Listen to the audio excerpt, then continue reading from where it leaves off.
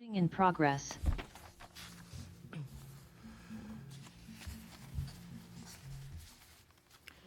Good evening, and welcome to the January 15th, 2025 Yarmouth Planning Board meeting. I am Joanne Crowley, the chair. This is to formally advise that as required by Massachusetts General Laws, Chapter 30A, paragraphs 18 to 25, and pursuant to the Chapter 20 of the Acts of 2021, an act relative to extending certain state of emergency accommodations signed into law on June 16th, 2021, the Yarmouth Planning Board will hold a public meeting on January 15th, 2025 at 5:30 p.m. The public is welcome to attend in person this evening or via alternative public access provided on the notice of meeting available on the Town of Yarmouth website. I will begin by taking roll call. Susan Britta. Here. Will Rubenstein. Here. Jim Sabin. Present. Peter Slovak. Here. Ken Smith. Here. Joanne Crowley, present. Seeing that we have a quorum, I'll now call the meeting to order, and I would ask that you join me in the Pledge of Allegiance. Pledge allegiance and to the republic for which it stands, one nation, under God, indivisible, with liberty and justice for all.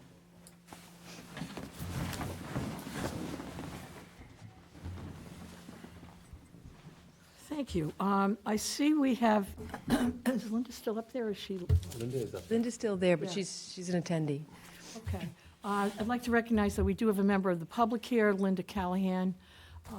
Linda, please, I guess she can raise her hand if she's got questions. As we continue, please feel free to raise your hand. So let us continue with the agenda. Kathy has sent us a revised table of contents for the LCP, and I would ask Kathy to run us through some of the changes that she's worked with the consultant on in terms of focusing on key issues and action plans. So, Did you want to talk about the meeting first, or do you want to talk about the key issues first? the 29th meeting, Yeah. other than it, I'm not sure what you, I just, Jeff and I and Heather met earlier today to kind of talk about a little bit more information with regard to the format, the topics, and looking for some input from the planning board on how that meeting will be run. I'm sorry, As well Kathy. as additional I'm information. sorry. Sure, if you'd like to go over the logistics of the 29th meeting, that's fine. And we're looking for your input on some things, so. Okay. Yeah. Hi, everybody. Can you hear me okay? Yeah. Yep. Yes. Great. I'm here with Adam, too, from BSC Group. So we're here to just have a conversation with you about the 29th, and then we can cover, any other topics as well. So the key issues. Really appreciated the information that each of you provided. We got the notes that everyone provided from the initial draft, and then we got some input from Kathy, which was great and thorough. And in terms of the 29th, what we are looking, at is for some feedback from you all. The approach generally is that we're going to go full steam ahead with a hybrid mode of meeting. So, as Kathy mentioned, we talked today, this morning, and then we actually had a test run that we just did with some Yarmouth IT folks and good crew.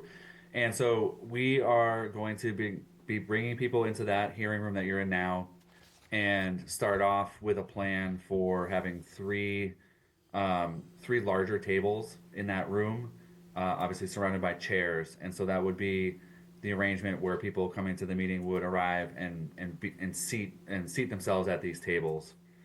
And then with Kathy's help, the side room, conference room B that's adjacent, will be also available in case we are getting like a larger turnout. I think Kathy mentioned we could put a table in the hallway and have people signing in or getting name tags and that sort of thing in the hallway. And then, our approach will be a presentation that will cover, as much as possible, while keeping it kind of high level and summary in nature for people to get an introduction to the LCP in general. Based on some of the comments from last time, we'll touch on why is the town doing the LCP.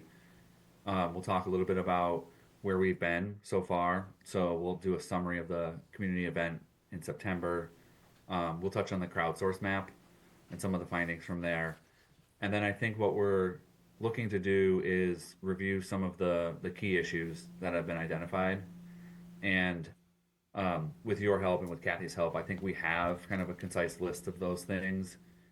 And I think the first question or thing to acknowledge with the planning board is that there's obviously a tremendous amount of activities, issues, and plans. So we'll have to keep it high level in nature and keep the discussion of key issues kind of summary so that we can cover as many as possible. And then we'll talk about the growth policy. So we'll touch on the growth policy that's required as part of the LCP, just to give sort of participants a sense of what that is. And then from there, we would like to try an interactive poll for people who are both online and in the room at the same time. We have a program called Menti, which we tested out a little bit earlier, and we think it's a good tool because we can, with one survey question, we can get responses from people online and people in the room, and then project those in real time. And so we'll use it as kind of an icebreaker, and then to get people sort of thinking a little bit about some of these topics, in terms of certain of the community systems, the built systems, and natural systems. And so we can have a different, some introductory type questions on that. And then what we'll do is we'll proceed to sort of break out both in person and virtually. And so we have Adam and Aksa from BSC Group will be poised and ready to be online, and using Zoom features. Any of those participants can then be separated into breakout rooms that would convene online. And then the 3 tables that we have in the room would all go through this exercise to have some facilitated discussion and questions. So we can talk about that in more detail. And then after a period of time, we will reconvene. Everyone will reconvene sort of in the same room. So the people in the room obviously will not really have moved, but the people online will kind of rejoin. And then we anticipate kind of going through a reporting out session where people in the room, one spokesperson from the table could kind of summarize some of the key discussions, and then online as well. So whether it's Adam and Aksa or someone from their group could kind of briefly report out on the discussions that happened online, and then probably just some closing remarks.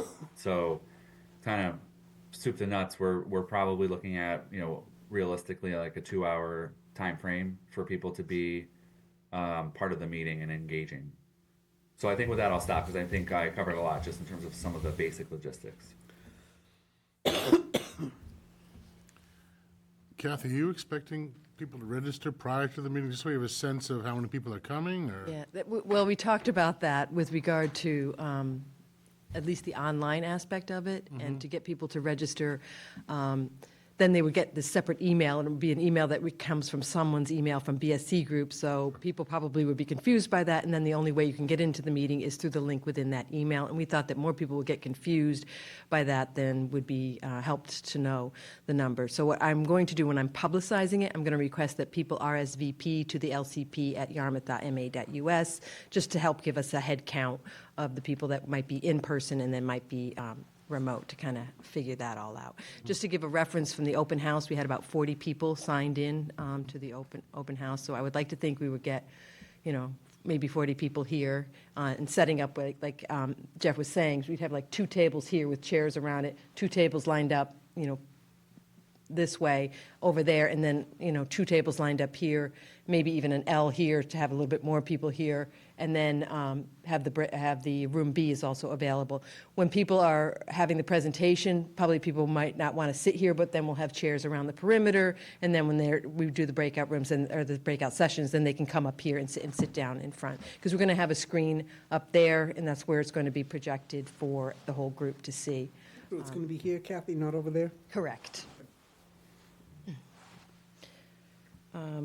What else do we have to say? I think that talking about, the different staffing, I think BSC Group's going to have people at least 3 people here to staff the meetings. Obviously, I'm going to be here, so if we have another breakout room, I can help facilitate that. It'd be nice to pepper the planning board members around to the different groups. We might want to talk about whether some planning board members want to do the Zoom.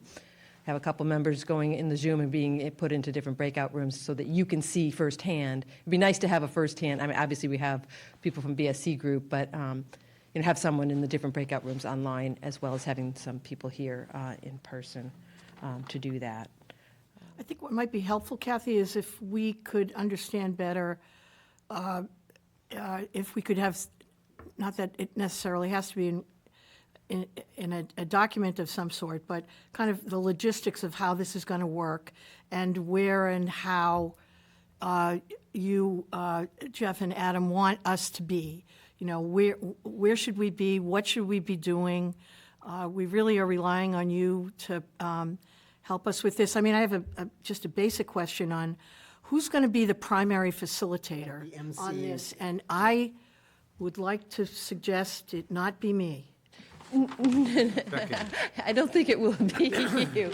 Like the MC of the meeting, I right? would like it, so I'm hoping one of either you or Adam might, or Kathy, I'm not trying to push it towards you, but the logistics of this and how this is going to work, given it's a hybrid meeting and these breakout rooms and Zoom and this, I think that it would be helpful if we had a concrete plan in writing as to what you're going to do, what you need us to do, and where you want us to be. Yeah, I appreciate that, and I think what we have is the outline right now, and I have a document that I'm working on currently, which I would have loved to provide it to you right now so we could all chew on it, but I think we want to have the discussion, and then I will refine the document and provide it.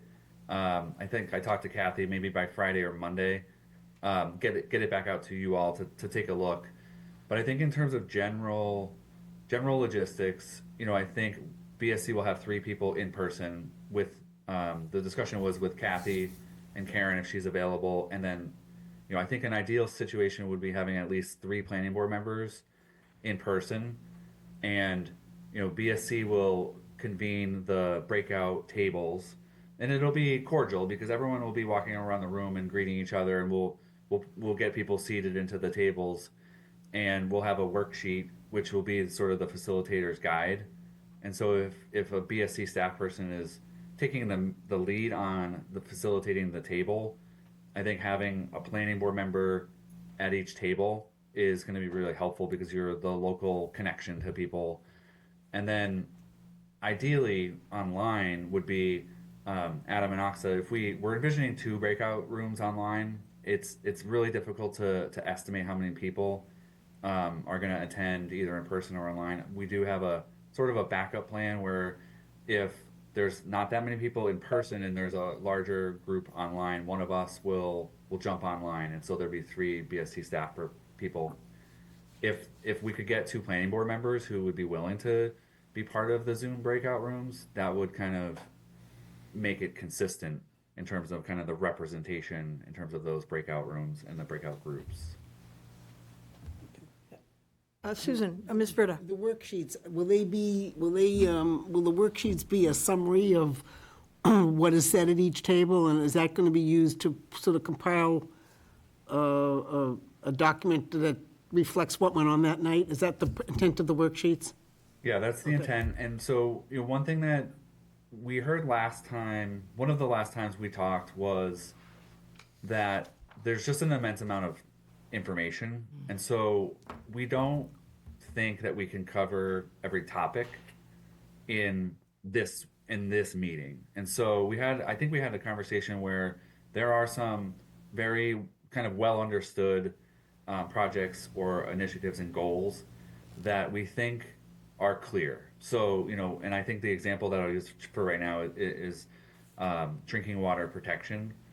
I think it goes along with maybe like wetland protection. Those are well understood. They're well documented, especially with the open space plan. Right. And I think what we wanted to talk with you about tonight was if we have some of those that are pretty well understood, maybe we use the breakout groups to focus on things that don't have a direct connection to an existing plan, or where there's a couple topics where we think we could get a little bit more information to help us round out, the existing conditions and kind of some actions. And so Kathy and I had a discussion earlier, and Kathy, I don't know if you want to broach the idea of, we had I think we narrowed down to maybe 4 subjects that could be Yeah. good topics for us to I think have there's- in terms of the breakout sessions. Sure. Yeah, I think as Jeff mentioned, I think we really have a very good understanding of our natural systems with all of the work that we've done. We don't really need to go over that particular ground. I think maybe additional things we're looking for information on might be the economy, might be housing. And when I say housing, I know we just had a housing production plan, but where around town and what types of housing are you interested in seeing to help facilitate community housing, not just capital A, affordable housing, which we've kind of identified. Climate resiliency, obviously the last LCP and even some of the previous studies really haven't concentrated as much on climate resiliency, and I think it's something that we might want to ask the community some additional information about. When Joanne and I were talking about maybe, if we want another topic, might be community character and design, to get some more information from people on that, and then to tap into this community meeting to find out a little bit more about Matakees versus, getting too much into public safety, education and learning, libraries, or senior services at this particular time. That was just the idea, to concentrate on a few things instead of, I think that's a really efficient approach, Jeff and Kathy. One where, we know we have gaps in some areas, and then we know we've got some pieces of this that are done, essentially. Yeah. And so, and we've reached out, and all of those products have involved a public outreach. Right. Significant public outreach. So I don't see a need to really rehash any of those. So I think it's a good idea to focus on the places where we think we have some gaps. Ms. Britta? Public outreach, Kathy, what's been done to promote the meeting? there was a lot of public outreach that was done probably late, yeah. about a month ago, well, not even a month ago, maybe like 3 weeks ago, to kind of say, save the date. Right. Now that we have the link, we've tested it, we feel comfortable with that, we can get that on the town website, and then we can start doing some additional publicity to get people to get online with that. I do have a meeting with the new community relations person at the schools on Friday, which is nice. So hopefully we can get a clearer connection and clearer understanding of what types of ways they can help us advertise these types of things. We do have some of those radio spots that were mentioned, and then the traditional things that we typically do. I'll send out the emails to committees and neighborhood associations and different organizations, the chamber, obviously, and see if we can get the word out that way, as well as social media and that type of thing. Can we use the reader boards both at the chamber and at the high school? I'm sorry, what's The that? reader boards, one at the chamber, one at the high school? Could we get on those? Yeah. Yeah, good idea. And I'll to probably come- do the code red again. That was extremely successful. Yeah, that I think we heard that at the open house. The code red was something that a lot of people commented on. If we can do that again, that would be excellent. I was just going to add one thing. So, in terms of the amount of information that we have as part of the project, part of what we can do is via the presentation is we can definitely touch on certain elements of, especially the things that we're not going to drill down on, we can mention. So the list that Kathy mentioned is natural systems, town services. I think we can not gloss over them, but we can kind of breeze through them to help people know that those topics are part of the Included. process.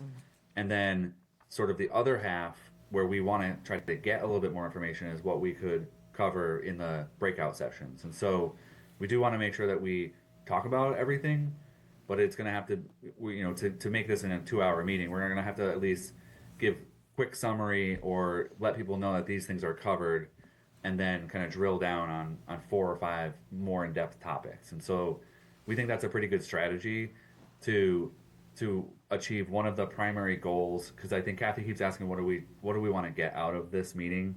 And one is perpetual across every interaction is just letting people know that the LCP process is underway and that there's this plan being created.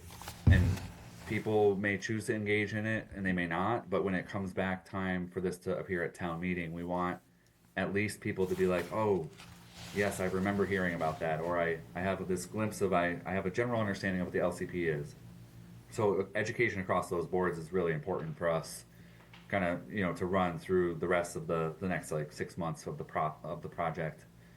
And then what we talked about earlier was, after this, we think that maybe we can do a survey, a sort of not a simple survey, but a focused survey on actions and priorities.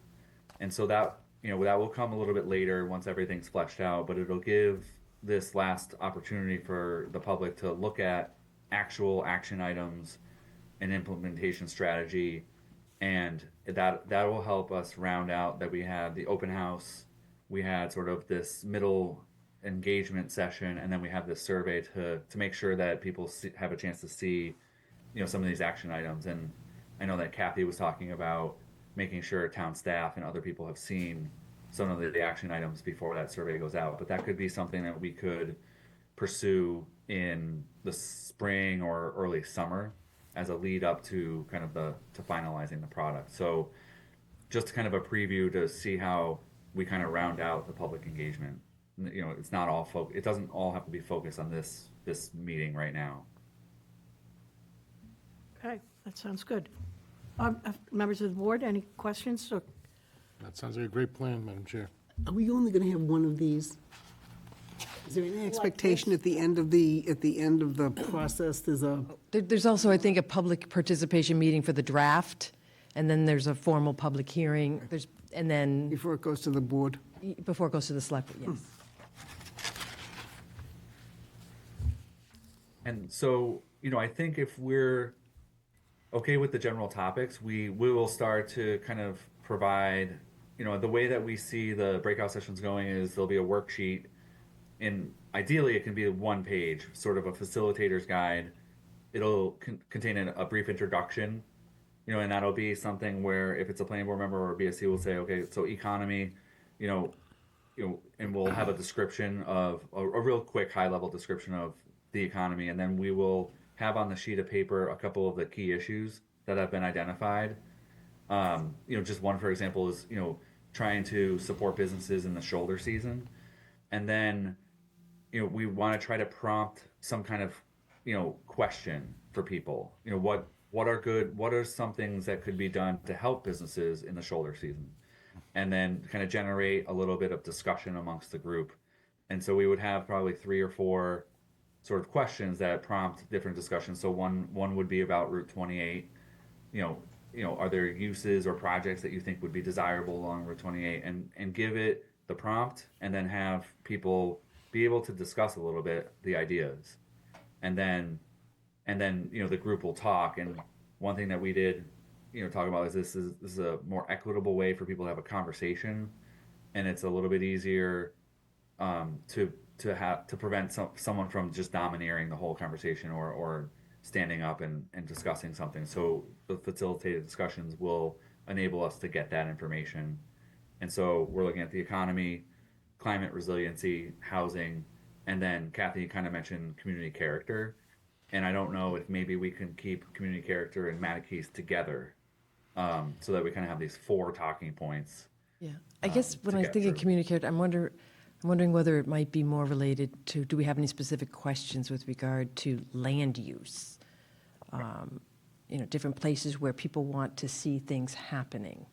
Right. Do we have any questions related to that? I think, Madam Yes. Chair, I think that'd be a better way to phrase it than just a community character, because that's very subjective. At least if it's narrowed down to land use, you can keep it focused. Yeah, that is a great idea, and it's a topic where we would like to have a little bit more information. The growth And policy. Kathy, you actually said this really succinctly before, which is with those topics, they all tie back to some of the overarching goals, which is that, and if any of this happens, it has to be, sensitive to protecting the environment and protecting drinking water. And so it ties back to that overarching theme. And then I think it also ties back to, the growth policy. So through this process, we have to come up with this generalized statement about what do what is Yarmouth's growth policy? And I think if we use these 4 categories, we can actually inform the growth policy from that. And that's something that we currently don't have enough information to do that. So it has kind of multiple benefits of doing it that way. So I think if that sounds like the 4 or 5 categories make sense to you guys, then maybe to kind of help, I don't know how far Jeff's gone on some of the questions that might be asked, but is there a certain question you guys would like to hear an answer to? Is there something like, I really am looking for more public input on blank? So just to think about maybe if you guys have some specific questions or topics you want us to touch on in the facilitated questions, that would be good to know. Anyone? Not off the top of my head. And that's a lot of pressure. And I think what we'll do is we will craft. You don't have to answer I today. like doing that every once in a while. You don't have to I do- necessarily I do- answer I- right this yeah. second. You could, send me an I will- email. I will offer a little icebreaker, though, I think. I think we, I think, given my history with the board, we've always always struggled with this word character. Like, there's a single notion about the character of Yarmouth, and there isn't one, quite frankly. I think the vision plan is the character of Yarmouth. And so when we have this goal associated with the character, I struggle with that. I've continued to struggle with that. We have great history, which I would like to have a bit more of an embellishment about the history in that section. And we have some great resources. Our Historic Commission and the Old Yarmouth Historical Society has terrific work that they've done. Perhaps even as Susan had mentioned at our last meeting, what's in the 2015 plan about the history? And what can we use from that might be, we don't have to regenerate about some basic history about the town? We have a basic history that came out of the Open Space and Rec Plan that was actually written by the Historical Commission. Yeah, that's what I'm thinking. Yeah. Anyway, so the character issue has always been one I personally have struggled with. And I'm not sure if now is the time to maybe reconsider that word. But I'd like to hear from other board members on that. Madam Chair, can I touch on that? I mean, my comment on character, and excuse me, it's such a tough question, because I think the town has multifaceted characters. Route 6A is, if you talk to somebody up there and ask what the character of Yarmouth is, and then you talk to somebody on 28, or West Yarmouth, South Yarmouth, it really depends on what part of town and where you're located. So to think you're going to come up with one statement that's going to define the character of Yarmouth, I think that's almost impossible. I think it really drives what somebody perceives as the character and what they want to see as the character moving forward. That's what I understand the goal of this whole thing to be, is how do we want to see Yarmouth grow and grow properly? Thank you, Ken. Is it the feel of Yarmouth that we're trying to get at, the overall feel of the community? I think we have to define it first. You're right. When you say Yarmouth to someone that doesn't live on the Cape, we should expect from them a picture in their mind about what they think Yarmouth is. And I think we have to create that. I think that's your question. Yeah, If what- you describe Yarmouth to somebody who's never been here, how would What you would you, describe how would it? you do it? Exactly. That's where you're gonna And we have figure out- struggled with that forever. And you probably will hear a little bit of, we're a diverse community. Yep. We've got, a historic section and. I hate to tell you, I mean, I ran hotels for 25 years in this town, and the people that visit this town, depending on where they happen to be staying, that's fine. But you know what they said the character of Yarmouth was? A place to play mini golf and drive through. Yeah, And and you've that's, said I'm that a sorry to thousand say times, that, but yeah. that's what I would hear out of my own customers. sleep. And sleep, exactly. Right. So I'm sure that's not what somebody living in Yarmouth wants to be known for. So, I mean, I think we're trying to take what people that live in this town and how we want to see it, described in the right. future and perceived, absolutely. I And it's think that's tough, because you say we have South Yarmouth, West Yarmouth, 6A, 28, it's like a big family. So maybe, I don't know, maybe it's I don't know how to describe it, but you're absolutely right. There's not one defining there's not one defining adjective. that- Which that was, cross-cuts to all me, those- makes yeah. us pretty interesting. Yeah. We're not just Chatham Main Street. When someone thinks of Chatham, what do they think of? Oh, they have a think of picture in their Main mind Street. right away. Or Lovely maybe they houses. Here in the lighthouse. Either that or Chatham Bars Inn or the Lighthouse, but there's all sorts of things that come to their mind. When you say Yarmouth, you say, they think mini golf and drive-throughs. They don't think of us. Well, maybe Or the, they don't think of us, One of our exactly, or last they don't in the think of us. alphabet community. Yeah, but part of that the is last thing they part of that is the responsibility of the leadership of this town to create that, and somehow create it and promote it, because we do have a lot to offer. We don't want people just to think of the water park. Yeah, on absolutely. 28 and Captain Parker's. You know, we Well, want my them. feeling when you say leadership of this town, I think part of this reason this board is here, we should be part of the leadership of this town. Yes, and coming up with some sort of, and that's the kind of thing we should say to on the 29th, as part of the conversation. What, if you had to come up with one adjective or two to describe Yarmouth, what would you say about your hometown? And what would you want Yarmouth to be known for?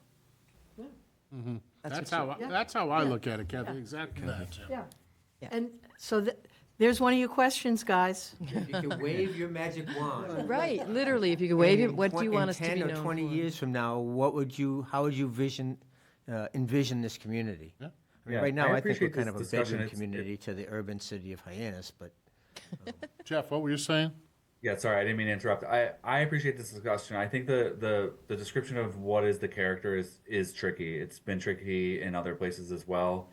I think someone said, you know, for the purposes of this next meeting, in terms of the work component would be land use. I think is a good way to tackle some of those items. And then someone else said that the vision plan, you know, is actually a key element. I would say I would be slightly hesitant to go too far backwards and ask people what do they think is the vision of Yarmouth moving forward, because you have a really well established vision plan and we don't want to lose track of everything that went into that. There's a little bit that we need to do to describe the current conditions in Yarmouth and some of the current characteristics, but I don't want to go too far back and start re-asking, you know, people the vision moving forward, because you have such a great vision plan that looks ahead, and so we're trying to fill in all the rest of the details underneath that.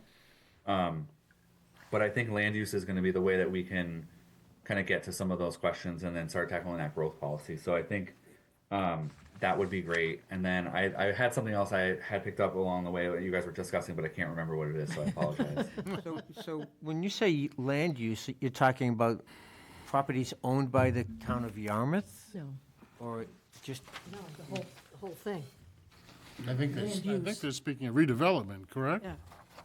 I think it's a little bit of everything. And so, you know, I think there's some discussion that's clear that the desire for a little bit more mixed uses on Route 28. And so how do we ask a couple people, get some questions around that? So what types of mixed uses would you want, just to anchor that? And then, you know, housing, you know, I think Kathy said it is, we can find a way artfully to ask where do you think housing might work? And the art form that, why I didn't want to prepare questions in advance is because I wanted to get the sense from the board, but the art piece of this is, we don't want to ask people what do they need or exactly what do they think. It's more like where, you know, because most people have housing. And so when you ask them, where would you want to put more housing? Most people are like, well, I don't need more housing. But we have to get people's frame of mind to be like, well, if we were going to build more housing, where would it make sense? And kind of keep it a higher level view for people. I've experienced this quite a bit, that people have a hard time envisioning what a town will look like in 20 years, and they have an even harder time imagining things that don't concern them or don't apply to them directly. So even like business growth, you know, people have a hard time getting their head around, well, they can just go over there, and, you know, why do they need extra support? But we really have to help people understand that permitting requirements and, you know, the cost of things are all factors for getting new business. Or the person who says, we just want more restaurants, we have to try to find a way to dig a little bit deeper, to let them understand that actually, restaurants getting employees is really hard. And where do employees live? In order to have new restaurants, they need to get the employees, and they need a place to live. So, sort of the questions that we're going to try to present in the work sessions will be like that, so that people don't just say, "Well, I don't want any more restaurants." They can say, "If we want more restaurants," and so right, employee housing is going to be part of that equation and things like that. So that's going to be our task over the next week or so, is to craft some questions that get people thinking beyond just their own specific concerns or needs. So hopefully that's helpful. Madam Chair, can I ask Jeff a Mr. question? Smith? Jeff, do you have some examples or a example of a town that's gone through an LCP in the recent past, that you say did it right and is heading in the right direction as far as that particular town? We would want to keep looking. I mean, we're looking at a couple of other towns that had their LCPs, certified by the Cape Cod Commission. But what we can't really tell is exactly what their workshops were like. So we're trying to create something that is unique to you guys, but we'll take a look at that and find out. And I think it's a great question. It's just it's hard to answer directly. It's hard to know if someone's doing it right unless you're really, really familiar with the town. But we'll look at that, and we've been looking at the other LCPs recently that have been certified to make sure that as the product comes forward, it's something that the Cape Cod Commission will see and be like, yes, okay, we understand how this has worked. So I don't mean to dodge your question specifically. No, it's fine, Jeff. I wasn't even speaking of the Cape, though. I was talking about whether, in New England, have you worked in any other towns on an LCP that kind of, they're doing it the right way and the town's really, bought into what we're trying to do here? Yeah, I think, and Kathy's been trying to help us with this, and we obviously put forward a really dense, long document, but to make sure that the goals and objectives and action items are implementable. So Kathy was kind of talking about that, and that we don't create too many action items that there's 65 things on the list that will just not get done. So to really help kind of lift up the ones that are going to be the most effective to get Yarmouth where you want to be. I mean, I think that's where we're aiming for, so that it's only 10 years. It's not that long. We're trying to look ahead. So I think those are some of the characteristics that we'd be looking for to help that. Okay. Kath, anything else for us on this? No, I agree totally with Jeff with regard to how you phrase the question, because you're going to find people say, exactly, I got mine, I don't need that, so the answer is not, nowhere, nothing, versus if we were to build new housing, where do you think it would be appropriate? I think that's an excellent way of putting it, Jeff, and we can work on making sure that those get worded that way. On Just that assume point, though, things are it's tough to ask somebody where they would want housing. Giving them options or telling them where the housing might go, either town-owned land or 28 or ADUs or whatever it is, that could be more helpful too, because it's not a blank slate. It can't go anywhere. But prompting them to say, this is where it could go, because they're not going to know in many cases where it can go. Is there tickler questions that you can, or follow-up questions? Because I know that when we did the visioning, we kind of had like a main question, and then at the end, we had a list of, if the stagnating or you're not getting what you think you need, there's some tickler questions to ask people. But do you want to, you don't want to lead people either, so. I think we'll look at that, and we could put a base map. We could put a map on the table. I don't know that we'll have enough time to flesh out. We would love to have a map that illustrates some of the key activity areas within Yarmouth, but I don't know that we can do that before the 29th. But I think a map at least, and then, like Kathy said, a tickler question to just make sure that as a facilitator, we've gotten some information. But I do agree with the gentleman who just spoke. It is, this whole task is actually cumbersome, because we are asking not quite, people off the street just walking in, complicated questions, and there's complicated answers. And so we're trying to at least get the sense from people. If we get a sense of people who are, saying, and I don't want to name a specific road, I was going to say Station Ave, but I know, like if we get a general notion of, some areas that are acceptable, we can work with that. and then work to refine it as we go a little bit further into the plan. And we'll look at the housing production plan before, if there was actually any good indications in there about potential locations, we can double back on that, and we can use that as a reference point to just, there might be people who didn't participate in the HPP process and then are at this meeting, and so we can kind of test those, especially for housing, we can test that, and ADUs would be a great question to have. Except I don't want to see this sink into a housing conversation. We're obsessed with housing. We should be more obsessed with economic development. I mean, we talk about housing all the time. I just don't want to see this become another, Even Q&A. whole committees dedicated to the subject. Pardon me? There's even whole committees dedicated to the Exactly. So, I subject mean, and the I hard would work like of the to, housing production plan as well. It has to be broader than that to be effective. One of the things we did, I remember during the vision statement, I remember one of the exercises we did, I think we presented to the group, at least the little group I was with, the town was thinking about 3 economic nodes, the big intersections, Higgins, Kroll, and 28, Great Island, and Bass River, and concentrating on economic development in those 3 areas, and then said to the group participating, this was all by Zoom, remember, we had everything by Zoom in those days, what do you think of that idea? Do you like that idea? Because we don't have a center. We unfortunately we lack the luxury of having a but what do you think of that idea? And what would you like, if you do like that idea, what kind of density would you consider? And what would you like to see? Do you want to have mixed at each intersection? Do you want to have one sort of known as the medical intersection, one known as the restaurant intersection, and the last one known as the gift shop intersection, whatever you want to call it? But sort of frame the conversation and sort of set the stage and ask them to react to the stage. And that was a good conversation because people sort of then realized, oh yeah, we have those 3 big intersections. And there's vacant land in almost every single one of them. At least it was at the time. What do you think of that idea as to sort of lay the framework for economic development? And that was a very good conversation. But I really don't want to see this sink into another affordable housing ADU. We've been there, done that. Let's move on. I think maybe also the order with which we ask the facilitated questions are very important. I think the ones that we want to get the most information out are responses back from, maybe we have that closer to the top. I mean, I know that when we did the survey for the open space and rec plan, it was all the conservation, natural stuff first, and by the time you got to the actual physical recreation stuff, a lot of people fell off. So we want to make sure that, we're getting the crux of what we're looking for in a certain order. I would like to go back to Peter's comment, though. I think, Peter, if I'm hearing you, the HPP is affordable with a capital A. There's a whole other housing industry out there that's not addressed at all by the HPP.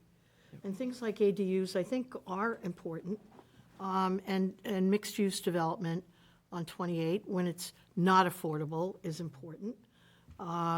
So I think kind of separating the HPP, because we've done all the work on affordable. We've done it.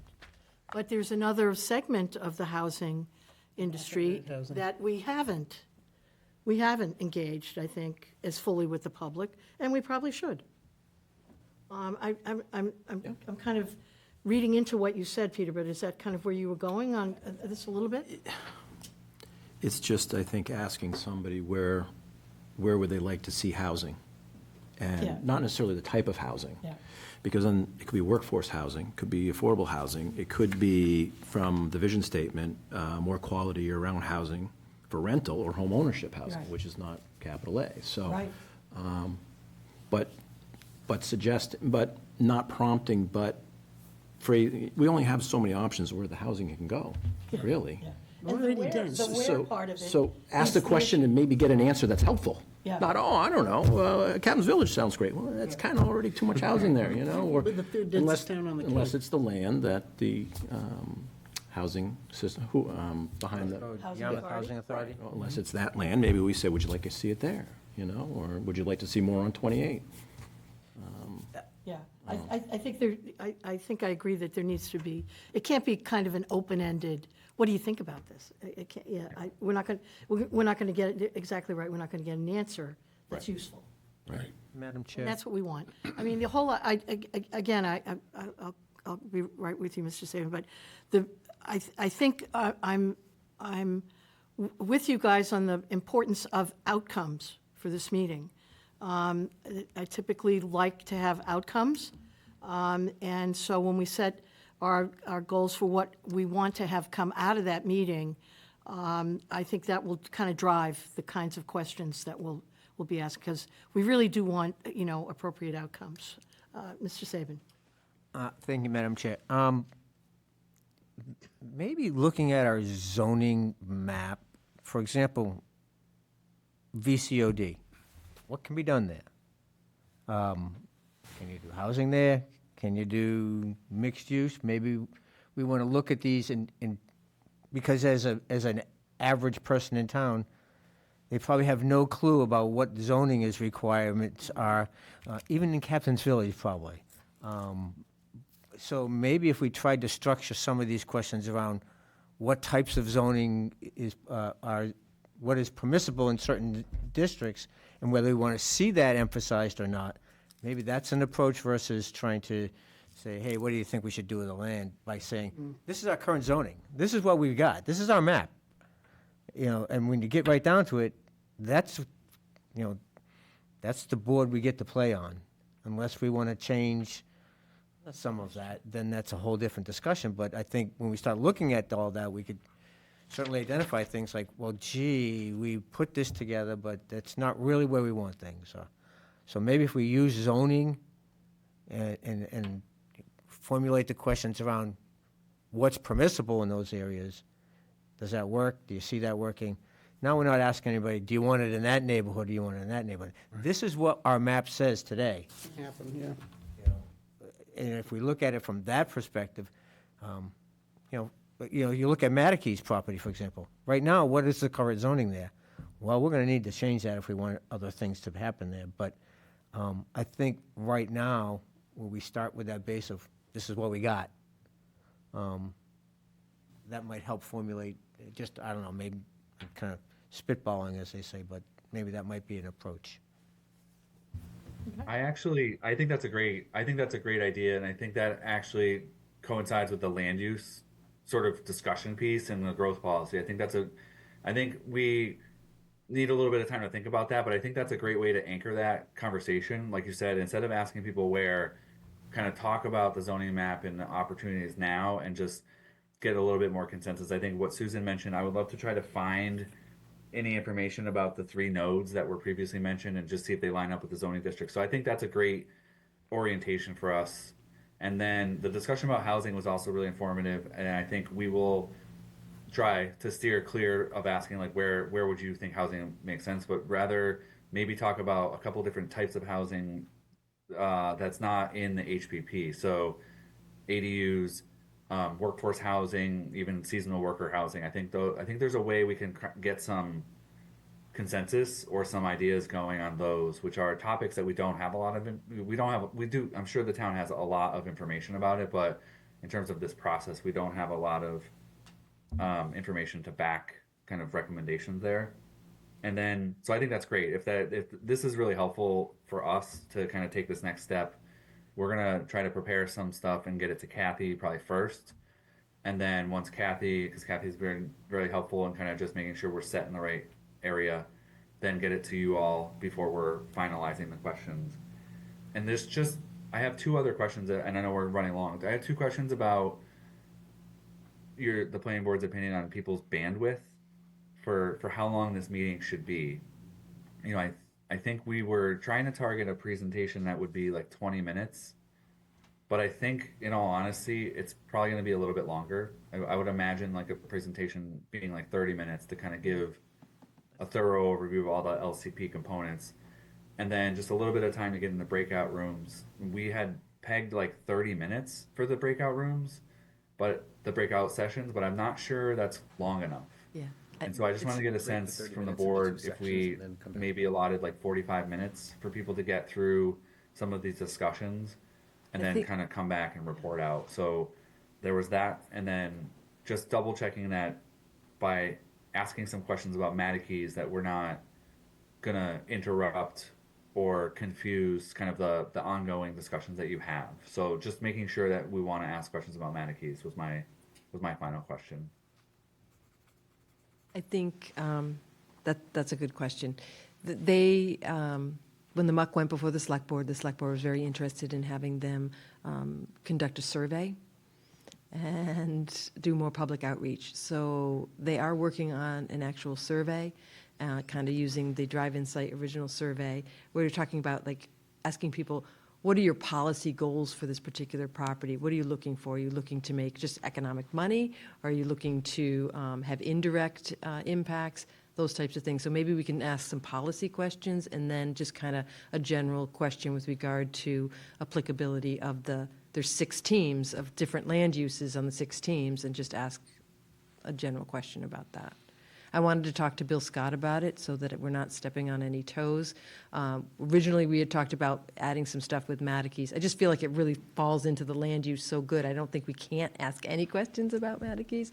But that was before that they were going to do the survey and that type of thing. Now I think they're doing much more public outreach. And I have more information on that update of the Matakees when we get to that. Or I can do it now if you want. Sure, you can, why don't you do it now? Maybe it would be informative for them if they don't know already. It's just kind of things have gotten delayed a little bit. So what they're looking for is to having, other than housing, which they've already scheduled their meeting for next Tuesday for their brainstorming session, their first of the 3 meetings. So the 21st. Yep, that he's requested that everybody submit their 3 dates, their solid 3 dates ahead of time. And I think he wanted it by the January 23rd. Yes, respond by January 23rd, because the Muck is having their next meeting on the 27th. They want to get all the meetings and then do a publicity push, so the public knows that all this stuff is going on, and here are the 3 meetings that are happening for all of these the 6 teams. Can I just stop you there? Members of the board, have you been in touch with anyone about your schedules for the 3 meetings? No. Yes. Okay, No I'm one's raising my hand to contacted. say no. I know what recreations are, and I've got an email from them, Okay. and I've responded. And I don't think he's heard it. I think mostly the town services is staff. So I think that's easier to schedule versus trying to schedule a Okay, yeah. public meeting. Schools, we haven't heard back from the superintendent Haven't heard anything. Okay, yet, so that's why you It's open? probably Makes haven't been. that's open. See, And Peter for CDC? CDC was told we had one scheduled for the end of this month, but we were told this morning, Karen Green sent an email, Bill Scott told us that the meeting can occur no sooner than February 10th, our first one. So we reshuffled all our meetings. it up, Yeah, yeah. 24th, March 31st, April 28th. I don't know why, but we were going to meet sooner. Yeah, sooner, yeah. Advertising. It's for the advertising, so that everybody they can advertise all the 3 dates of all the 3 different groups all at once. So people from the public can decide, oh, I'm really interested in that, and I want to go to the CEDC meeting. I want to. Well, then I will add too, then, the chamber has been given permission to meet by themselves without the CDC group for the first meeting. What? Meet with who? Themselves? Muck. No, themselves. They have their own advisory They have committee. a 14-person Advisory committee. advisory. So The is it the- chamber has developed their own advisory committee. So is it just chamber meeting with chamber, or is anyone else invited? No, there are other folks invited. But I don't understand how this is working. It's Neither do I. the Chamber of Commerce. so tell there me was again, the Chamber of Commerce has set up an advisory group Yes. to discuss Matakees. Yes. And who is this advisory, who are they advising? Is this information going to come to us? Is it going to go to the board? So are you asking if it's a public meeting and would fall under the public I meeting? know it's not public, rule? knowing the chamber, you're probably under lock and key, but it is, so what, are they advising each other to come up No, with a it's their position? brainstorming session. That's their brainstorming session. And I think they were having difficulty scheduling a meeting with all of their 14 advisors and CEDC for that first brainstorming session. So they just decided the CEDC is going to do theirs, they're going to do theirs. But for the second meeting, where you're trying to narrow things down, then they're going to come back together for the next second and third meeting, and then so on and so forth. Got it. Are any members of the planning board on this 14-member advisory committee? I don't believe so. No, but No. we are part of the other group. So right? Peter is. Yes. So in essence, run amucking will happen just. No, I'm just curious. Just parallel, it's question. parallel run Just a amucking question. for that group. And for your That then committee, comes Ken? the And second open one. space is January 22nd at 2 o'clock. All right, so Yeah. we've got some, Yes, it was. I don't know whether it's still happening or not, because that was before Oh, this okay. came Well, that out. was the email I received this morning. Did you so- receive it this morning? Okay, so then I think there's a received that couple email this people, morning. It may change, but there's a couple people who have already scheduled their first brainstorming session. And I think that obviously Housing has already done so with 2 different committees, which is extremely difficult. But I also Not think, today. maybe the open space one might probably go a little bit faster based on, yeah, it's a 1-hour meeting. there's less options for that one than Yeah, like it's 1 hour housing or scheduled for the anything. 22nd at 2 o'clock from 2 to 3. It's a Zoom meeting, which is great. So, sorry for the interruption. But as And a- to our consultants, they must be looking at us with crossed eyes. Anyway, There was also, on my understanding from, I'm trying to go to the MUC meetings, there was a resignation from someone on the committee. Already. Because of the amount of work, I think, that's involved. I think, not knowing necessarily what was going to be involved in the process and things, that there's Kathy, that. is So there a deadline that they want to have at least an initial meeting with all the subcommittees? I thought it was the middle of February. Have they pushed that back? I think it's They have- March. they I think pushed it's it back. Now March. March now? At least all subcommittees will have met at least once. Wasn't there a deadline for that? Well, they're all going to meet in February instead of January. The first meeting should all be done in February or before for like housing, and then the second meeting in March, and then the third meeting now has been pushed out to April. And Madam Chair, may I follow up on one other thing? I guess to be fair to the education use group, given that there's now, that the town has been accepted into the MSBA study process, that changes a lot of the, I don't know, parameters about what we can even talk about educational use on that property. Because truly, what matters more, respectfully, than our educational use team meeting, what matters way more is the work and the outcome of that study. Like, that matters 100 times more than us meeting 3 times. So I guess that's a nice way of saying it's okay that we haven't met yet. Because I think what's happening is, if I could completely just throw something against the wall, I'm assuming the superintendent is thinking the same thing, and he's trying to figure out, well, now that we're in this study, what am I supposed to do about this muck thing?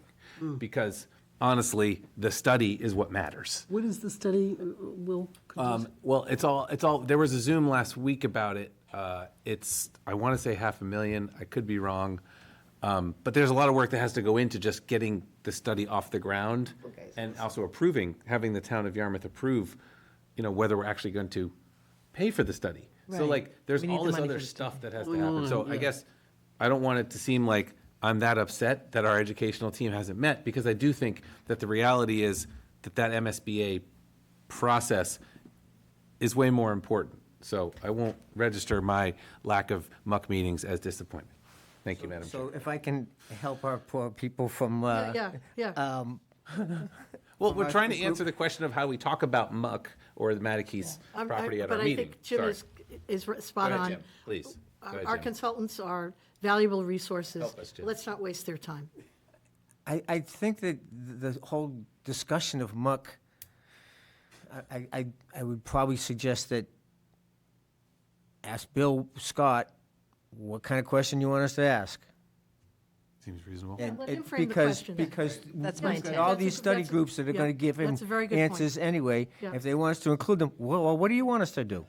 What, yeah, But to his credit, Madam Chair, and this is still helping our consultants, maybe because there's so much work being done by the muck and all these 6 teams, we should spend maybe as little time as necessary on the 29th, because we only have the 2 hours that we're going to have. Whereas these muck teams and the specificity of each team, which would lend itself to public participation, in a much more granular way than us flying a little higher off the ground, maybe it's only a question that doesn't Yeah. take up more than 5 minutes of our meeting on the 29th, Madam Chair. That's what I was trying to say. I heard We'll Mr. give Saban. Muck one question. What do you wish it to be? That'll take. And they'll say, have you watched any of our meetings? I mean, and I So don't so mean can we that, do that, Kathy? Can we? I'm going to talk to Bill Scott, like I said. Should give us what kind of the questions are that we would ask our consultants to help us with and go from there. And if we think it's consuming too much time, we'll just control the conversation. The good news is we have a place for folks who are really passionate about Mattakese in our meeting in 2 weeks. There's outlets for them now in a very specific way that didn't even exist a month or 2 months ago. Yep. Maybe it's just advertising the list of the meetings and doing a little publicity. Which by the 29th, we'll have a pretty good handle on. I would like to think so. And these will be interested people in the room anyway and online who would want to maybe go to one of those team meetings. I think thank you for letting us listen to that. It's quite a fascinating process that you guys are going through with that property. It has offered some clarity for me, and I think the interesting thing about Mattakese is that it will actually touch on a lot of the things that it touches on almost every element of the comprehensive plan, but in a really site-specific way. What I think we'll do for now is hold a topical area around land use, and so we've got some good direction on zoning and kind of like some of the discussion pieces, and we can hold. I think we'll hold a spot for Mattakese to fall into this land use discussion. And this is helpful for me because before I actually had it penciled out as a whole topic. So like if you describe these one-page facilitator's guide, I actually was kind of holding a whole page for Mattakese, but I think we'll merge it into land use, and we can work with Kathy if it doesn't make sense. If people are talking about Mattakese in the land use group, we can say, we'll have some way to point them to the next step. Like, well, that's really specific. We're going to talk about that in a couple weeks or something. So that actually helps us. It's a really fascinating kind of process that you guys are laying out. But I think we'll take some cues from Kathy, but we won't overemphasize Mattakese. I like that. May I make a comparison? I mean, it's no different in some ways, Madam Chair, that if someone's very passionate about the future of recreational facilities in our town, that there's an open space and rec plan that was 18 months worth of work, that folks who come to the meeting on the 29th, that we can refer them to say, if you want to take a deeper dive than the 5 minutes we're going to have tonight, go there. It's no different than somebody coming to our meeting on the 29th all fired up about Mattakese. The good news is there's an outlet for them now. And same thing with the housing production plan, again, for the appropriate And subject matter. I'm and sorry. the capital improvement plan. There you go. Sorry. I'm sorry, Kathy. There we go. No, that's fine. I guess my only question is getting back to the length of time. I think a 30-minute presentation is too long.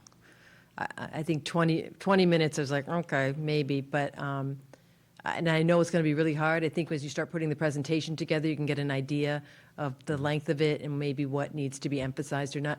Now, I do think it is important that people understand all of the components in the LCP, and that we are touching on X, Y, and Z mainly this evening, and go to the open space and rec plan and or whatever, and maybe refer people to some other things. But I think 30 minutes is too long. That's helpful Members of the guidance, board? and I appreciate that. That's why I wanted to ask that question, so I appreciate that. Members of the board, Mr. Saban? I agree. I think the importance of this is the more time in those breakouts Right. that we can get, the better we are. So if we can, keep our introductions short and sweet and get right into the breakouts and make those longer than 30 minutes, maybe 2 20-minute and take a break in the middle for 20 minutes, break, come back. I'm trying to, get my milk and cookies out of this deal here. So if we have get a to bring break, then we'll get some cookies. I agree with Mr. Saban. I think maybe our consultants could do 10 or 15 minutes that leads to some breakouts, and then we come back for some reporting, and maybe there's another piece of the presentation. I don't know. And then we go back out. I just think the more people are sitting around, whether it's virtually or otherwise, the less effective it will be. But also, can I ask, Madam Chair, I mean, our consultants have done this before, right, with lots of other communities? I mean, what's the ideal time for people to sit and listen to something and absorb information until you can tell it's not being effective anymore? Yeah. Oh, Adam, you want? Yeah. You want? Yeah, I would just maybe chime in on this one specific topic. Sorry for the record, Adam DeShano, BSC Group. I think 15 minutes might be too short. I think, it's going to take some time to sort of prime the pump a little bit, get people talking, and then I think, you're really going to get into your good conversations on the back end of that. And I just think 20 minutes is probably a little bit better. Like it's going to go by very quickly once people start talking, especially if, the more people we have in each group, there's going to be more opinions that are being provided. So I guess that would be my vote, Jeff and planning board, that, I think 20 minutes might be, the time frame you want to shoot for. For the breakout rooms? Correct, the breakout rooms. I was yeah. talking more about the presentation length. Yeah. I I appreciate see. you saying what you said, and I believe you. It was more about just the manipulation of people and their attention span, literally is what I'm asking, in terms of you guys presenting information that now, on top of everything else, is going to be in a hybrid format. So I just wondered what your expert advice is on that. I mean, I think that finding the sweet spot for the length of presentation is still an art form. We will take your cue, which we have done already with the draft that we provided, is go with brevity. And I think referring people to the existing plans, as long as the board's comfortable with that, because if we're too short, people are going to say, well, I didn't get anything out of that. Right. And that might actually happen, but there's so many resources available, so we'll have to kind of present just enough to keep people's attention, and so we'll target for 15 to 20 minutes, and then I think our best experience would probably be to keep people in the breakout rooms, the breakout groups, and just get through it. So I agree. 35, 40, 45 minutes, I think, rather than pulling them in and out. Okay. Because I think people might lose. That's true. lose Transition steam and time just can get- be hard. Right. And you might So lose I- people. You will lose. Yeah. Excellent point. But I hear the shorter at the beginning and then kind of focus on the discussions, and I think that's really good practice, and we can do that. I just wanted to get a sense, because the shorter we go with the presentation, just the more likelihood that people are going to be like, well, what about this and what about that, and we will do our best to kind of refer people, and I will also really try to articulate that this is the middle. Let's call this the middle of this process. So, it's not the end, and so there'll be more time to participate, and especially with Matikes, there'll be plenty of time for people to participate, and so I think we'll kind of just shed some of that weight by letting people know that if they're really interested in a certain topic, there's a lot of information available. So, but this is perfect. This is really helpful guidance for me. I think that's crucial, because I do think that some people are going to show up here thinking that you're just going to dump all this stuff, that this is their time to learn, as opposed to, no, this is the time for you to interact. And those are two very different things, even if folks choose not to do the second one, if that makes any sense. Anything else, members of the board? Nope, Okay. good. Are we good, Kath? I'm good. Okay. And yeah, I'll wait and Thank see you both. what they come up with. Again, for joining us this evening, we really appreciate it. Yeah, And looking your forward to being there in flexibility person. in adjusting to some of the changes we've suggested in terms of format and a brevity. I know it was a bit of it wasn't a slow curve, for sure, but you guys have been so flexible and adaptable. We really appreciate it. Yep, and I appreciate your guidance too. It's really helpful. Great. Have a great night, and thanks for having us. Good night now. Thanks again. Thank you. Thanks for your time. Anything else on did you want to go through, Kathy, the package you put together on issues? We can talk very briefly about Okay. it. I think You wanna everyone run can us read. through a little bit? I just, How you had restructured this, I think. a little bit, yeah. I don't want to pull it up, but, so I think I tried to include a little bit of the things that you guys had talked about. I think we need to have a Welcome to Yarmouth section, and that's really the brief history, and it might provide some of the basic demographics. There's not a lot of demographics that are necessarily required as part of the LCP. It has to do with population. I think ages are important for us because of that. Top employment, median household income, housing use. There's a couple things. I'd like to keep this short and sweet, and maybe this might be a good place to include a map of the town of Yarmouth, just to orient people. So, welcome to Yarmouth, here's a map of us, and here are some of the basic information about us, before we start saying, oh, and here's our vision. So I think also I tried to pare down the vision, the community vision, portion of it, and just kind of calling it Yarmouth's future, talking about the vision plan process, and then the fact that we're utilizing this for the growth policy. The vision plan would be exactly as page 2 from the vision plan, with the big one at top, and then the work, live, work, play, and learn. And then I took a very generic shot at the growth policy just to kind of start that conversation. The growth policy does not need to be something that is 5 pages long. It can be as short and simple, I think, as something like this, which is really emphasizing what we're trying to do with our growth, basically to pursue managed growth and development that adds value to our community and benefits our residents and visitors while protecting the resources, and community character, maybe we change that, that we cherish. And then just saying economic growth should be focused in areas with municipal sewer, including aesthetically pleasing mixed use or commercial development, redevelopment along Route 28 and our hotel properties along South Shore Drive. And then other areas of potential growth include adjacent to the Cape Cod Hospital and thoughtful reuse of the town-owned former Matakees Middle School property to address a variety of community needs. As our community grows and evolves, ensure the protection of historic and cultural resources, promote resiliency, and steward our valuable water and environmental resources. We may add in where we want more growth, and a lot of stuff will come out of the, hopefully will come out of the land use section of the meeting that we're having, but this is just a start of some ideas, from some things that I have been hearing throughout this entire process. So not meant to be anything other than free-form thoughts coming out of Kathy's head. And then I really went through and kind of highlighted the different key issues that I had identified that had come out of the open space and rec plan with regard to water resources. Obviously, it has to do a lot with drinking water, surface water, and salt water, and then all the impacts that they're having, being impacted by the variety of things. Same thing with I didn't want to necessarily go through all of, I don't know what you're looking for, but wetlands. There's concern with sea level rise and impacting salt marshes. Untreated stormwater, over-fertilization. We have a lot of a few abandoned bogs and degraded wetlands. Maybe we should be looking at restoring those. And then open space having to do with adequate upkeep and maintenance, which we've heard a lot about, and then proper usage of them and signs on the trails. Some things that we've heard about, concerns, again, coming out of the open space and rec plan. The built systems with community design and land use, some things that we've heard is the lack of large walkable downtown and trying to balance the growth in suitable locations. The fact that municipal wastewater is coming. Do we have everything in place that we need in order to make sure that we get the things that we want to get and a clear vision of what we see there? And then we've been hearing things about concerns about too much residential development on Route 28 corridor. And then just, again, the Matakees property, and also simplifying permitting and providing different housing and economic development opportunities.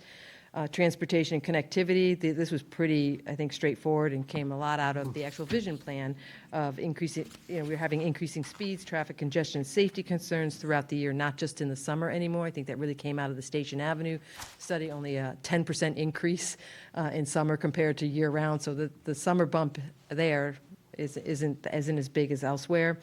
We actually have multiple intersections that are on the Barnstable County high crash location. We can kind of list, eventually, as we discuss that section, we can list those. We also have a very high dependency on cars, a lot to do with commuting as well as limited public transportation. Increased traffic impacts, again, along Station Avenue, and that we had that study. People are really concerned about pedestrian safety and bicycle safety and lack of connectivity and the gaps in our sidewalks. I also threw in, kind of came out of the Route 6A, was a lot of narrow road layouts and the historic contents and the environmental constraints are really impacting the ability to necessarily to add these different types of multimodal onto the roadways. And then talking also about, I think Susan mentioned this as well as the Hyannis Park Civic Association about really doesn't seem to be a lot of influence or input on improvements that are going on at the Cape Cod Gateway Airport. We've been, I think, trying to participate and offer suggestions, but there hasn't been particularly influential, especially with regard to flight paths and noise being generated. And then also impacts to roadway networks due to sea level rise and climate change. We are doing that study south of Route 28 to kind of identify low-lying roads that could be getting flooding and impacting people's ability to get in and out, of emergency vehicles and storms and that type of thing. Coastal resiliency, again, the low-lying roads there, impacts from all the natural hazards for human life, property, and the environment. That's one of the things that we're really looking at very detailed in the housing protection plan and the hazard mitigation plan. There's too many plans going on that we're currently working on. We do have some critical facilities like the Fire Station 1 that's located in a slosh zone. I think it's like the Category 4. And then there's also some critical facilities like the special flood hazard area for the Packet Landing, and that's where we have all our public safety vessels are docked. So we do have a resiliency plan in place for some opportunities to improve that. We are always concerned with coastal erosion and the need for shoreline nourishment. And then just kind of the lengthy process for just maintenance dredging and beach nourishment permitting. I mean, we've been working, trying to get the upper reaches of the Bass River permitted, I think, with Dennis for quite some time. And then just whether we have enough staffing to apply for and administer all these resiliency projects and grant applications. We've been very successful in getting grants, but to have more and more projects with the same number of staff is becoming a little bit difficult. Climate mitigation and sustainability, having to do with the cost of energy and how ground-mounted solar, though that may be good, it's also very land-intensive, and we have a scarce amount of that and a lot of other needs for it. We've heard some issues with aesthetics of parking lot solar canopies, especially related to large parking lots along Route 28. Not enough EV charging stations as we move towards electric vehicles. We did have that great meeting with the Recycling and Solid Waste Committee recently, and they were talking about the different treating locations to dispose of solid waste, the wastewater sludge, and even hazardous materials. And it's also the prices are going up and up and up, whereas the prices for recyclable materials is going down. And they had a lot of, it was a great meeting, actually. And they were really not just promoting things like reduce, reuse, and recycle, but concerns about what do we do about repairing and refurbishing and donating? Is there other ways that we can get stuff out of the waste stream? And then there was a lot of discussions. I think you might all be familiar with it. I don't know how much detail you want me to do. I'm getting some. I would say less. You're getting. I would suggest less. Excuse me. Okay, so you can read the rest. I mean, I defer to the chair. I'm just very passionate about We this. know. Madam Chair, can I interrupt and just go back on something?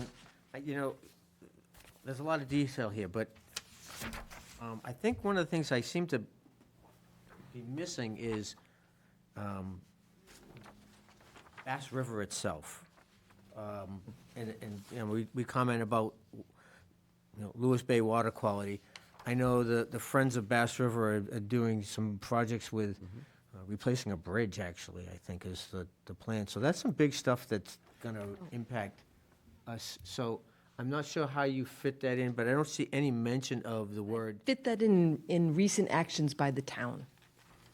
Where did I miss? You don't have that section.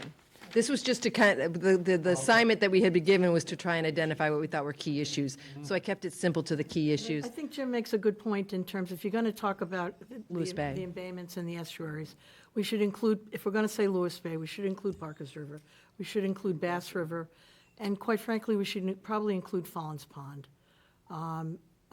just because of its location to the North Dennis Road culvert, as one of those continuing areas where there's going to be issues with flow and water quality. Madam Chair, if you want to carry it one step further, the Bass Hole, Grace Beach, and the fact that you won't have that. That's right. Let's not forget the north side. The erosion issues, and they'll Well, never. the encroachment issues, the beach is gone. There is no Well, you beach. can walk to Dennis now. Yeah, you can, Well, you have been for years, you can, well, you could, yeah, you can you almost walk to Chapin. I think maybe for the key issues, maybe we want to take out the specificity of the Lewis Bay and just talk about our estuaries in general. Fine, that's fine. Just And then because it's. as you action could- items come We're getting in- very specific, yeah. Yeah, that's fine, Kath. I also had a comment on that as well, just in terms of, and you did add in dredging, thank you, but just increasing sediment everywhere. It's everywhere on the coastline. I mean, it just keeps building up. sediment meaning sand and just tidal flow as, Accretion yeah, and, yeah, it just, and sediment transport and all that stuff. it's going to continue to be an issue. And part of the issue is you don't know where it's going to wind up. You have to kind of do a review. Mr. Saylor, navigator, you would know. I mean, every year they got to figure out where the shoals are, because they're not in the same place that they were. You go to Chatham Light, and every year you look out there at Chatham Light. Changes. There was an opening there last year, and there's not anymore. Anyway. At the mouth of the river right now.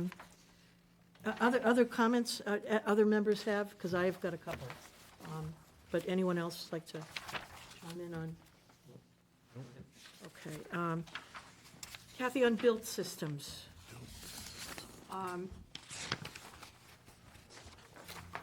Key issues. Lack of a large walkable downtown. Is that really an issue? It's come up repetitively, so. Okay. It's a- That's why we did the whole VCOD bylaw change, was because we don't have any defined downtown to help be a But gathering we're never going to have a place. large defined downtown. Correct. And maybe that's the answer, but it still means it's an issue that has been identified. That Easy people are answer. still raising? Oh, it's, Yes. Where- every document, it's in our vision plan, it's all over. Yeah, It's still mentioned. I think that some part of I don't think I'm asking the question right, but anyway. Go the ahead. downtown, you know, I think some people would be acceptable when they look at downtown Dennisport. You know, it's the main drag through town, but there's some walkable activities there. And I think, you know, when you start talking about a downtown, most people would like to see, I don't know that I've ever talked to, redevelopment of Great Island all the way down to the river and, you know, up to even where the chamber is now, that whole section to me. And I think that's part of, an actual zoning district that allows that, but the question becomes, how do you encourage it to happen? You know, and that's. But it seems like there would be multiple ones. I mean, I would love to see the whole Bass River intersection at the bridge. That's part of a VCOD, I think. No, it's not. landing It is stops. It's an activity center, though, from the Cape Cod Commission, because that was identified as more of a walkable area Yes. in our community. You know, and the couple little strip malls and, well, we did a road there. We did the road at the gas station. Maybe there's a better way to say it. Yarmouth that Village these are area. These are villages, you know, better defined villages, or, I don't know. Opportunities. But we're never going to get a downtown. No, so Madam Chair, 172 million years ago, when we first undertook these processes, the economic development chapter, I think the very first comprehensive plan, which was probably 127 million years ago, we actually went out and targeted some of these areas, and part of the history of how the cultural center became the cultural center was because we had looked at that Four Corners and the potential of a new library there, and how you could redevelop that area, and we carried that through the entire Route 28 area. So some of that's been kind of beat up and talked about, but as you can see, you know, after 127 million years, still not a lot of, Olympia is still there. Yes. which is good, because I kind of like that No, breakfast. I'm not complaining. Maybe it's the word downtown, Madam Chair. Maybe it's lack Village of large center. walkable blankety blanks. It's just not village center. I don't know. I don't want to Village center. It's just the downtown word. I guess my point is, I don't want to wordsmith this, Oh. Kathy. I don't want to have to. Downtown, it But I was a- agree, but that was a you're not, bigger ru- issue. but you're right. I mean, for it to say downtown, You it's could not. say better accurate. defined village centers or walkable village centers. Walkable village centers makes I more think sense. that's more defined to what we're trying to say here. Agreed. The bottom line is, there's got to be something walkable to walkable to. There's sidewalks in 28 now, but where are you walking to? Well, and that even, know? Comfortable. and even 6A with the work And Route that's going to 28. potentially be done on 6A that Kathy's working on up there, that also has a lot to do with That walkability. redevelopment of that roadway, that's going to draw people to that area. Yep. And they don't have a big parking lot to put them, so I don't know what's going to happen with that. It's a build them and they will come mentality of these areas. The second one, it's also in this section as well, built systems, the fourth bullet. Too much residential development. Maybe it's just the adjectives here along Route 28. There are some voices in town who say there is too much residential development. And Peter, I really appreciate you asking the question, gee, how many units are on 28? Maybe it's residential development aren't that impacting our many. Route 28. There's a lot. There's a lot. There's not that Every many. one of them takes away from commercial No, activity. no, but I'm just. Just drop the but- words too much. Yeah. Well, I'm reading the answer that Kathy gave Peter. Okay. And I look at this as 69 units, 40 units, 120, maybe 23, maybe 40, but existing, 69, 40, 120. It's a 4-mile stretch of road. 230. And then there are the planned other ones that we know are in the works somewhere. What's I not, guess I'm just concerned about right? someone, because we hear this, we've heard this from various members of the chamber and others, too much residential development. I think we should be cautionary in putting an adjective on that. I agree with the wordsmithing, because this was just, again, I know. brain dumping. I know. But no, I appreciate it, because this is the stuff that matters, because when we start, like, writing it into the report, Sounds we like want to we be have an sure. opinion about this. Yes, yep. And I'm not sure the board has a Unless you put as a a question, consensus. unless you put a question mark at the end of it and say, is there too much? You do that with every bullet point in this thing, and I'm not sure Make that's it- where we want to go. I think residential development impacts. I think that's all that needs to be said. Take the words too much out and start with residential development. I don't It's an mean, issue, right. Yeah, Residential development's an issue without it being too much or not too much. well, And some people's perception is their reality. Right. I mean, I don't think, I don't think some people who think that there's too much housing on 28 have gone through this exercise to see exactly what too much means. So I think just dropping the words too much allows us to have that discussion about what is too much. And The perception in town, though, right now, is that the recent redevelopment on Route 28 has only been housing. And whether that's right or wrong. And there's not much that's the argument to that. perception, exactly.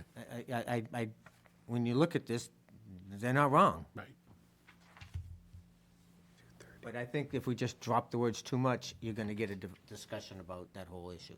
and if I may, Peter, I'm curious as to why you asked the question. 14. Because I think the too much, or when you look at the vision statement where it says more quality, more affordable, more seasonal, it's just, nothing's quantified. So what are we trying to get to so that we can say too much? And what was left off of this sheet was that there are also 164 hotel rooms, which are workforce housing. So throw that into whatever else is happening, because that's a residential component. Yep. Taking away from the hotel rooms. We've also lost over 400 hotel rooms, since that time period too. 143 of those were hotel rooms. They're now workforce housing rooms, 100%. They were 50% and they went to 100%, which is great. But I think it needs to all be looked at in terms of numbers and quantifying the data instead of just throwing out adjectives. So this may be one of the existing conditions, Kathy, that we need to, in terms of how we describe things and the facts that we use, that we incorporate this kind of, these kind of numbers in terms of what we know about the 28 corridor, what we actually know. And I think that the ones that are coming up that have been approved here and elsewhere are mixed, in by and large, are mixed use. And that I think we need to, there's going to be a residential component of that as well, but it is also commercial redevelopment. Anyway, the point is just the too much, and I think we're kind of all in agreement on that, so I'm not going to belabor that. That can probably be, all of these can probably be rephrased more as statements, because I do agree that there's some opinion in here or conclusion in here that we don't want to be necessarily making, although maybe it's just cautionary with residential development. It kind of implies that it's taking over, or the concern is that it might be taking over the commercial corridor. So Very easily, it very easily could. yeah, any edits you guys Next have year. like that would be great. Yeah. Once, once the source. So I get, it would be something along the lines of preserving the commercial corridor Yes. of Route 28 as a viable, Just stop commercial, stop it preserving, preserving Route 28 as a viable commercial corridor. period. It's an issue, apparently, maybe, who knows? It has to be. I think once you put that bloodline down the middle of Route 28, Yeah.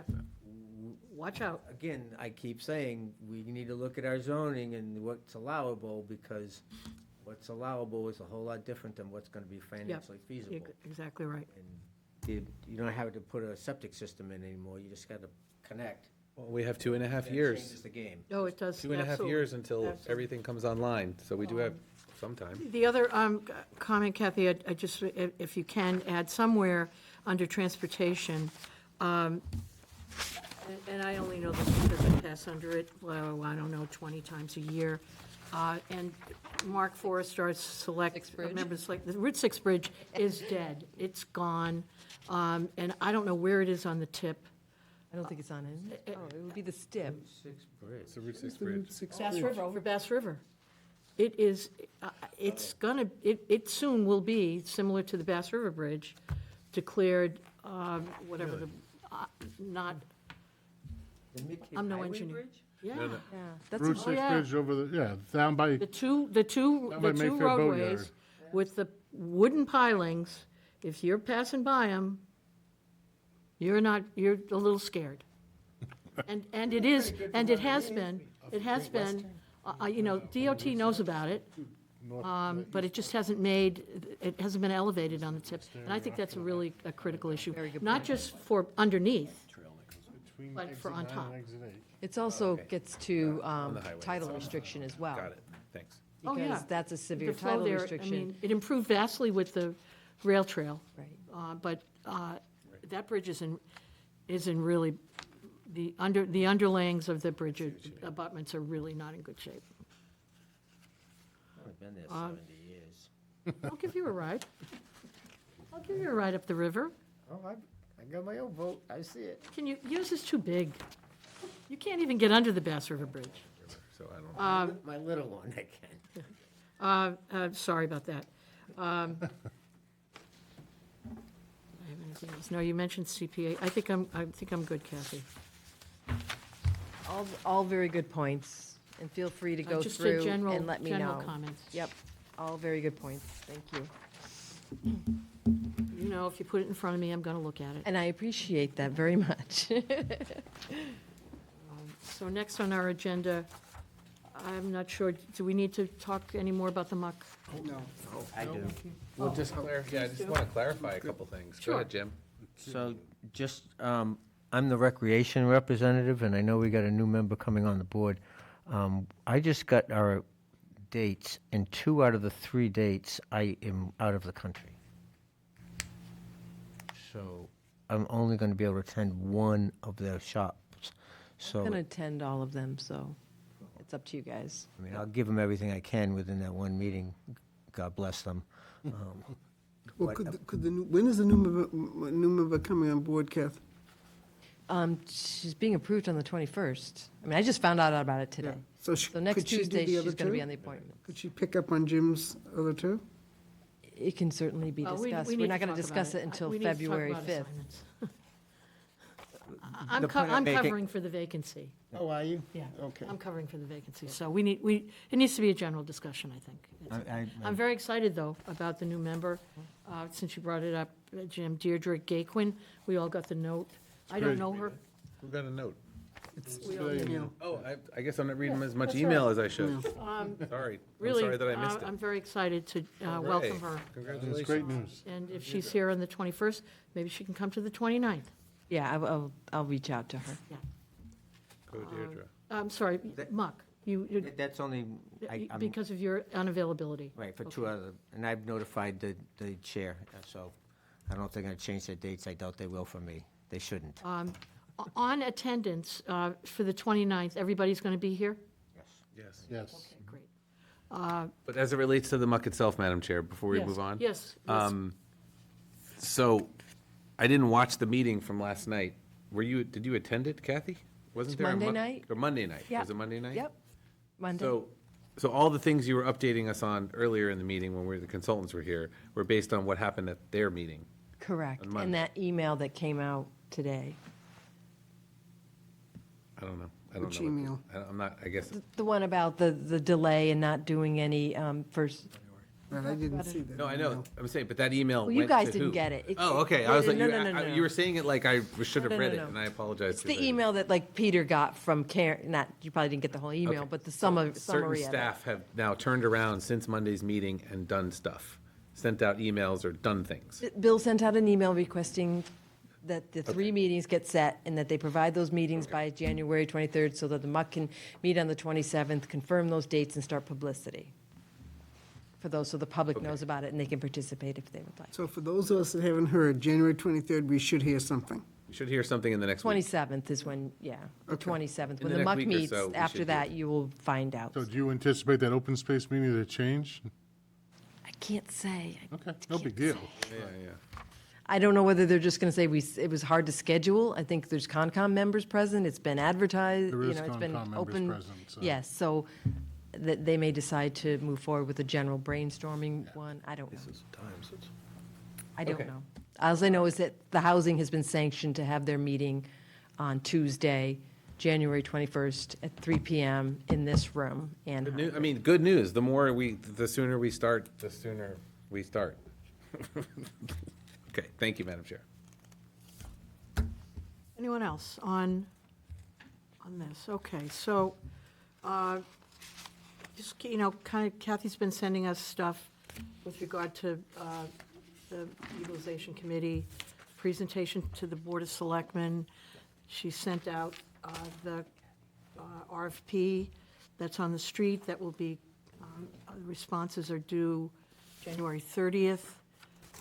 It was an interesting way to put out an RFP, I thought. Anyway, it was, hopefully we'll get some good responses. It was kind of a recalibration of all of the memos that have been sent, and it wasn't in the typical format of an RFP. consultants may have questions about what's their job and what's other people's Yeah, jobs, yeah. that's all. It was, the deliverables were, who's responsible for that deliverable? I mean, that's the way I was, okay. Who Okay, put out so, the RFP, Madam Chair? Procurement, Okay. and Bill Scott. Typically, in procurement, Yeah. staff writes the Really, scope. it was a reformatting of the 7 stages, phases, that we've all seen as part of our committee assignments, with deliverables at the end of each, with some question on my part as to who's responsible for that. Okay, anyway. Okay, so we're good with MUC. Meeting minutes. May I have a motion to accept the meeting minutes of January 8th? So moved. Second. Any discussion? All in favor? Aye. Committee updates. Any committee updates? Nobody's met, right? I met today. Darn. Oh, Madam Chair. I saw you Very too. impressive. There's never a day without a meeting, Madam Chair. I'm sorry. Oh, in my life. CPC met today, and we finalized our budget for the allocation of the funding that we'll be recommending to the Board of Selectmen, Select Board. Select board. We will be recommending $1.8 million in, I think they've got that right, in awards. And they range from, the largest one is for the Affordable Housing Trust, which will be for over $600,000. There's funding for the Station Avenue Playground for $200,000. Actually, Chasebrook Master Park is the big winner this year, $746,000. We're helping the YD Red Sox with player safety by replacing the outfield fence with a warning With a track warning out track, there for $70,000. The South Yarmouth Methodist Church is going to get new siding for $325,000. Again, these are all subject to approval by the Select Board and Town Meeting. We will have ancient cemetery preservation, Revolutionary War Monument, Friends Meeting House restoration, some ADA improvements at the Cultural Center, and then we will have an open space reserve amount of over $200,000. So we all approved that today, and they'll be going to town meeting in April. So no open space purchase. No open space requests this year. So we put everything back into reserve. So that's what I have. Okay. Kath, any correspondence? You've been sending us stuff, Conservation Commission and stuff, so anything else you need to? I can't think of I any. think everyone got the memo on our new member, Yeah, which and is I great. apologize, Madam Chair. I just looked at my email again, and there it was, as you had Oh, it mentioned. just came up. It just came up. Can I mention one thing? And I know that Linda is on as a member of the public, but as someone who did spend a portion of my life on the Library Planning Committee, it's wonderful news that the Mass Board of Library Commissioners has awarded us, I believe, $100,000. Yes, they have. And that is a competitive process. Linda, do you want to join us for a minute?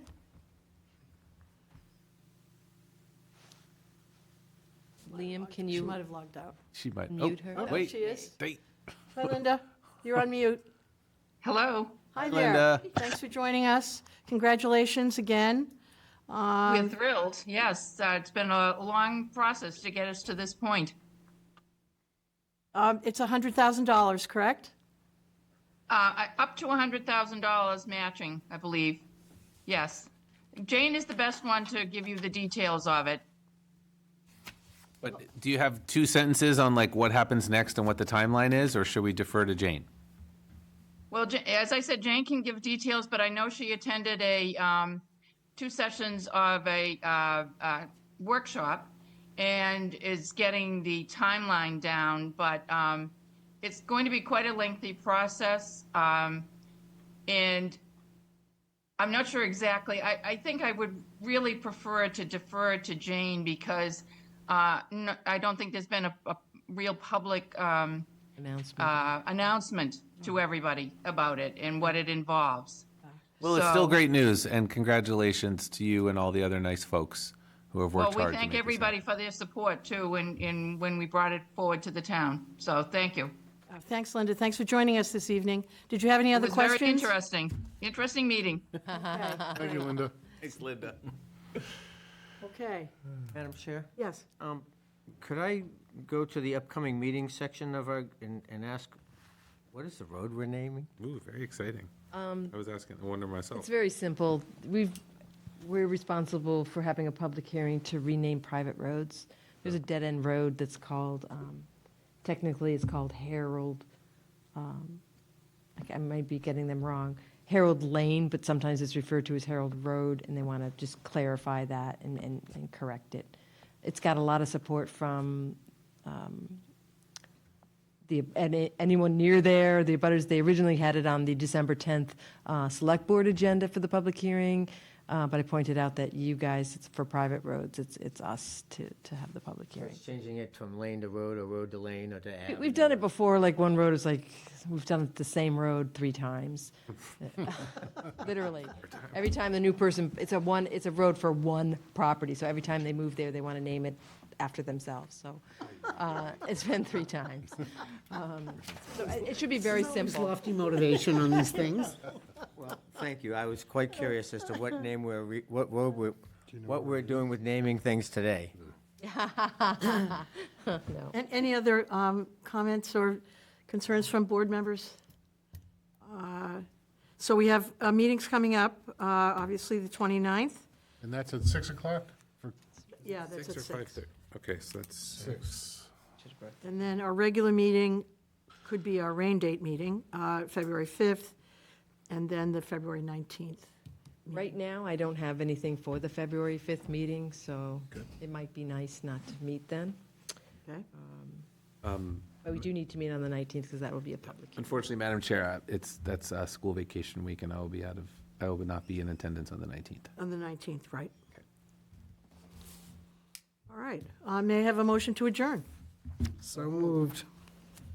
Someone needs a second. Second. Thank you. Any discussion? All in favor? Aye. Aye. Sorry. Someone needs a second.